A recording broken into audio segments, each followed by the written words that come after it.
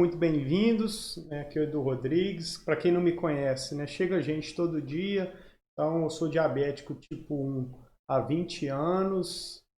Desenvolvo um trabalho de poder, né, orientar, de mostrar o caminho para a pessoa que tem diabetes, seja ela tipo 2, tipo 1, a se encontrar, né, dentro do tratamento. Então, hoje a gente vai falar sobre almoço, né, sobre ter uma aula sobre alimentação dentro, né, do diabetes, mesmo tendo diabetes, né, como a gente pode utilizar, né, dos alimentos a nosso favor e não contra. O que você aconselha inicialmente, né, como podemos melhorar diminuindo as fontes de carboidrato.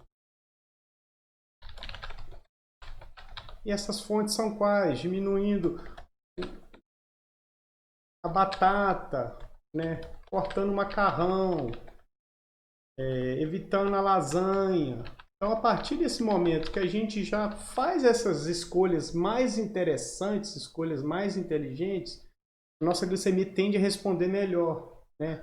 Nosso pâncreas tende a ser requisitado menos, né? Tende a produzir menos insulina, né? Então, a partir desse momento que a gente começa a fazer escolhas mais interessantes, a gente tende a ter uma resposta melhor na glicemia.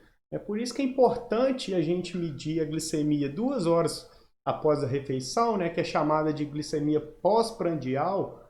Né? Por quê? Porque o médico, geralmente, quando ele pede, ele quer saber como você tem se alimentado e como tem ficado a sua glicemia após essa refeição. Então, por isso, né, de uma forma bem prática, para vocês entenderem sobre por que o médico pede para eu medir a glicemia depois do almoço, depois do jantar, para ele ter uma noção de como o seu corpo tem respondido às mudanças, né, ou aos medicamentos. Então, nós fazendo essa medição da glicemia, a gente tende a ver. Então, por exemplo, para quem é diabético, resultados após 2 horas após o almoço são mais interessantes abaixo de 160. Se os resultados tendem a estar mais elevados, né, são alguns motivos que são bem exatos. Né? O que pode estar acontecendo? Às vezes a quantidade de carboidrato que você está ingerindo está sendo além do que o seu pâncreas está conseguindo produzir insulina, ou então às vezes, né, a partir do momento que você já não come de uma forma interessante, o medicamento que o médico passou, por exemplo, né, o glifage, a glibenclamida, né, o Janumete, o Jardiance, já não está conseguindo cumprir com o papel dele, né, que é de fornecer estímulo do pâncreas em produzir mais insulina. Por quê? Porque o pâncreas já está cansado de produzir tanta insulina, porque já tem uma resistência à insulina considerável. Então, por isso que é interessante a gente fazer essas escolhas mais acertadas para poder evitar que a glicemia aumente muito. Então, a partir desse momento que a gente entende que o que a gente come, né, influencia diretamente na nossa glicose durante o dia, a gente pode fazer escolhas interessantes. Então, a partir de qual momento? Primeiramente, né, cortando mais de uma fonte de carboidrato que você tem no seu almoço. Mas Edu, eu como arroz e o feijão, né? Posso continuar comendo? Não tem maiores problemas. O feijão, apesar de ter carboidrato, né, se você comer em menores quantidades, em menores porções, não precisa abandonar o feijão. O feijão é fonte de ferro, de fibras, né, e está comum na maioria dos brasileiros, né, no prato da maioria dos brasileiros.